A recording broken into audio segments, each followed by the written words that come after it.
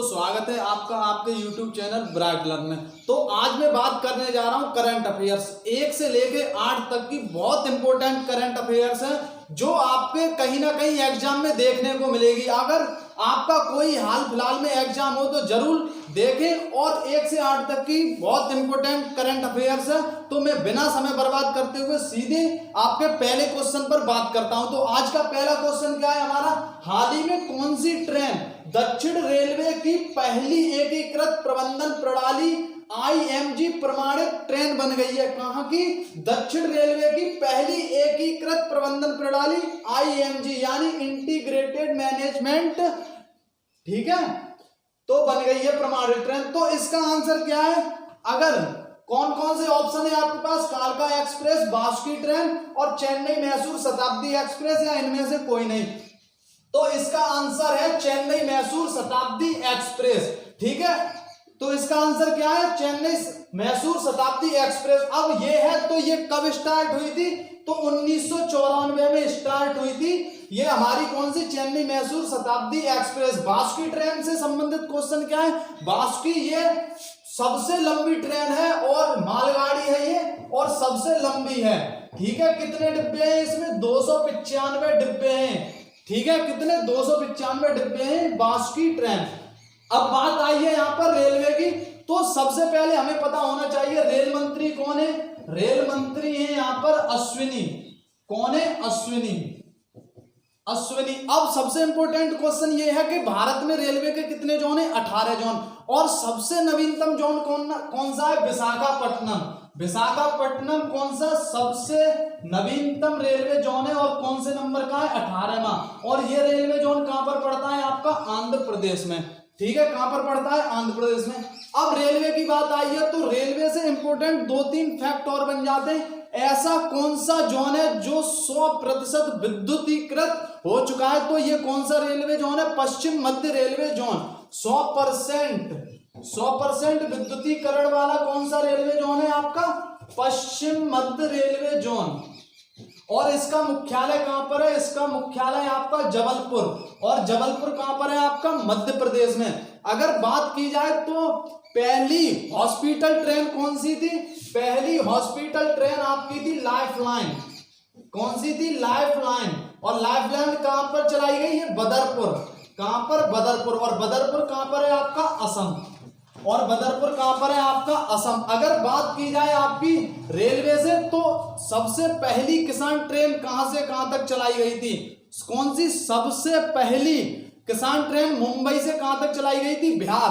और दक्षिण भारत की अगर पहली किसान ट्रेन की बात करें तो वो कहां से कहां तक चलाई गई थी? आंध्र प्रदेश से दिल्ली। कहां से चलाई गई थी? आंध्र प्रदेश से दिल्ली। अगर बात करें भारत की सबसे तेज चलने वाली ट्रेन तो उसका नाम क्या है? वंदे भारत। और पूछे अगर वंदे भारत का प्राचीन नाम क्या है? ट्रेन 80। और वंदे भारत पहली बार कहां से चलाई गई थी?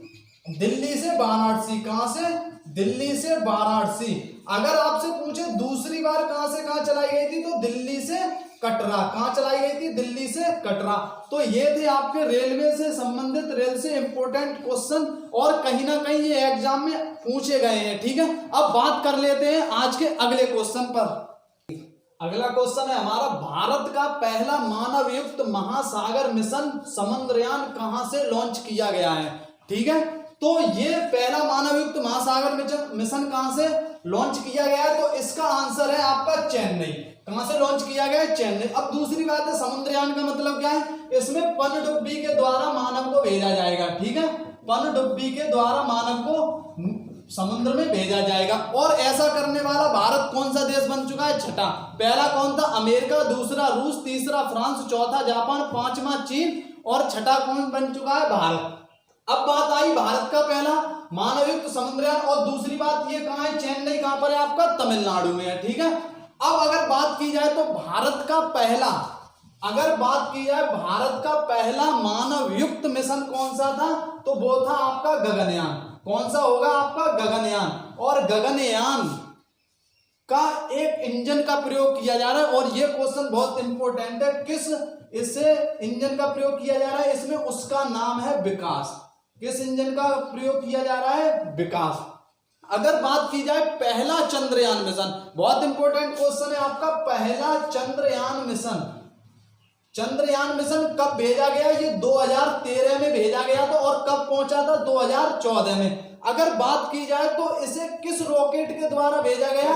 तो इसमें रॉकेट था आपका PSLV-C11, ठीक है, PSLV-C11। अगर बात की जाए दूसरा चंद्रयान, सेकंड चंद्रयान तुम्हारा भेजा गया था और इसमें किस रॉकेट से भेजा गया था? तो इसका था GSLV-MK3। कौन सा था? MK3। अब इंपॉर्टेंट क्वेश्चन चंद्रयान 2 से आता है, क्यों? क्योंकि अभी भेजा गया है फिलहाल में और असफल हुआ है। इसमें एक आपका रोवर भेजा था, उस रोवर का नाम क्या था? प्रज्ञान। रोवर कौन सा था? प्रज्ञान।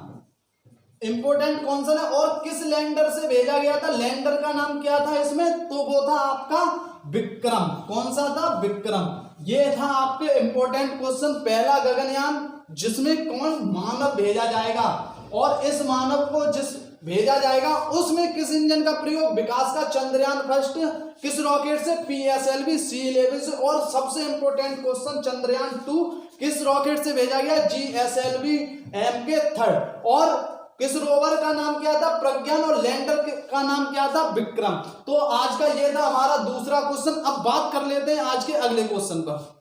अगला क्वेश्चन है हमारा, प्रतिवर्ष राष्ट्रीय एकता दिवस कब मनाया जाता है? तो इसके ऑप्शन है 19 नवंबर, 31 नवंबर, 31 अक्टूबर और 15 जनवरी। अगर बात की जाए राष्ट्रीय एकता दिवस, तो राष्ट्रीय एकता दिवस किसकी जयंती पर मनाया जाता है? तो ये मनाया जाता है सरदार वल्लभ भाई पटेल।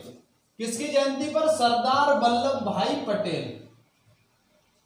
सरदार वल्लभ भाई पटेल की जयंती पर मनाया जाता है कौन सा दिवस? राष्ट्रीय एकता दिवस। अगर बात की जाए सरदार वल्लभ भाई पटेल, तो सरदार वल्लभ भाई पटेल से कुछ इंपोर्टेंट क्वेश्चन है जो जरूर आपको एग्जाम में देखने को मिलेंगे। सरदार वल्लभ भाई पटेल भारत के पहले गृह मंत्री, सरदार वल्लभ भाई पटेल भारत के प्रथम उप प्रधानमंत्री। अगर बात की जाए सरदार वल्लभ भाई पटेल को सरदार की उपाधि किसने दी थी? तो ये उपाधि दी थी महिलाओं ने। और इंपोर्टेंट क्वेश्चन ये है, क्यों दी थी? क्योंकि कौन से सत्याग्रह की सफलता के बाद? बारदौली। कौन सी? बारदौली सत्याग्रह की सफलता के बाद वल्लभ भाई पटेल को किसकी उपाधि मिली? सरदार। अब सरदार की उपाधि मिली। दूसरी बात, अब इनसे कहां पर जन्म हुआ था इनका? 31 अक्टूबर को। कहां पर? गुजरात। कहां पर जन्म हुआ था? गुजरात में। अगर बात की जाए गुजरात में अभी इनकी प्रतिमा लगी है, उसे किस नाम से जाना जाता है? Statue of unity. किस नाम से जाना जाता है? Statue of unity. और ये आपका कई एग्जामों में पूछा जा चुका है। स्टैचू ऑफ यूनिटी कहां पर है? गुजरात में। और बात ये है गुजरात में, गुजरात में कहां पर है? तो ये है केवड़िया। कहां पर? केवड़िया। केवड़िया जिले में है कौन सी स्टैचू ऑफ यूनिटी? किस नदी के किनारे है? नर्मदा नदी के किनारे। किस नदी के किनारे है? नर्मदा नदी में। किस द्वीप पर है? तो ये है आपकी साधु बेट द्वीप। किस द्वीप पर है? साधु बेट द्वीप पर है कौन सी? Statue of unity. बात की जाए अगर कितनी लंबी है? 182 मीटर ऊंची है। कितनी ऊंची है? 182 मीटर। अब अगर बात की जाए तो इसके वास्तुकार है कौन है? तो वो है रामपी सुतार। कौन है? रामपी सुतार। तो ये थे इंपोर्टेंट कॉन्सेप्ट। किससे? स्टैचू ऑफ यूनिटी किससे संबंधित है? सरदार वल्लभ भाई पटेल। कहां पर है? गुजरात में। किस जिले में है? केवड़िया जिले में। किस नदी के किनारे? नर्मदा नदी।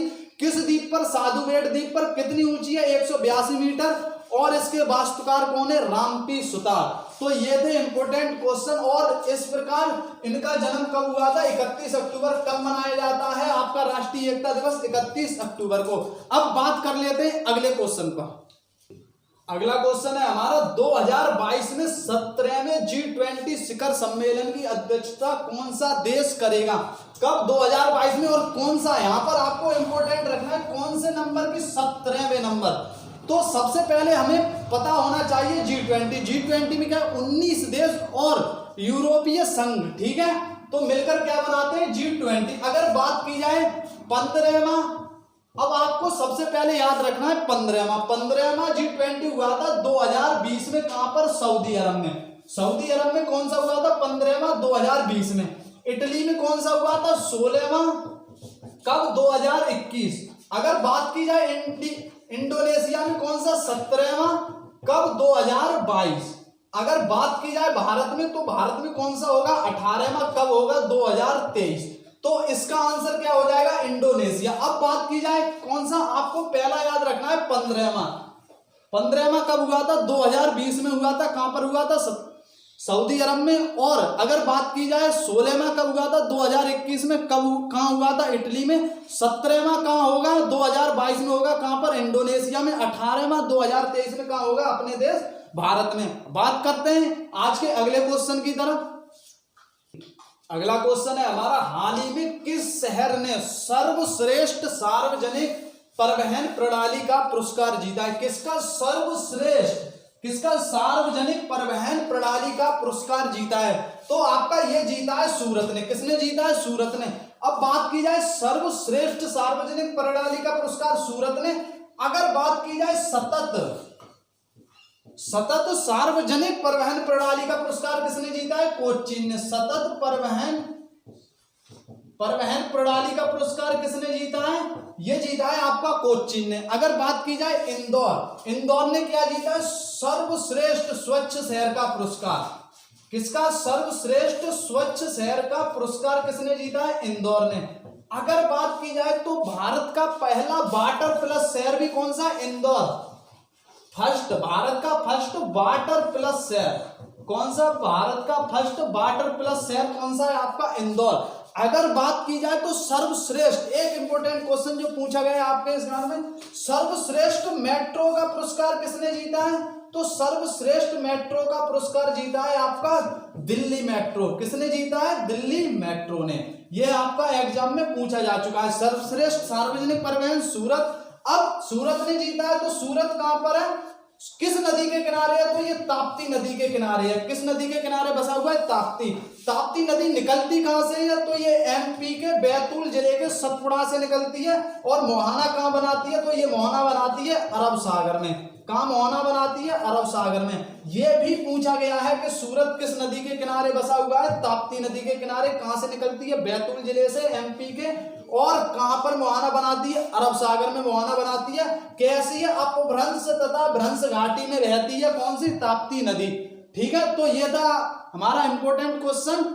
और ये हमारे बहुत इंपॉर्टेंट क्वेश्चन थे जो आपके किसी ना किसी एग्जाम में पूछे जा सकते हैं। और जो स्टैटिक से संबंधित क्वेश्चन कराए थे वो आपके एग्जाम में पूछे हुए क्वेश्चन थे। और ऐसे ही आपको पर डे वीडियो मिलती रहेगी करंट अफेयर्स की। और अगर वीडियो पसंद आई हो लाइक करें, शेयर करें, कमेंट करें। और चैनल पर अगर नए जुड़े हुए हैं तो सब्सक्राइब जरूर करें। क्योंकि ये आपके लिए बहुत इंपॉर्टेंट वीडियो रहेंगी और कहीं ना कहीं आपको एग्जाम में क्रैक करने में सफलता कराएगी। तो मिलते हैं नई वीडियो में, तब तक के लिए बाय।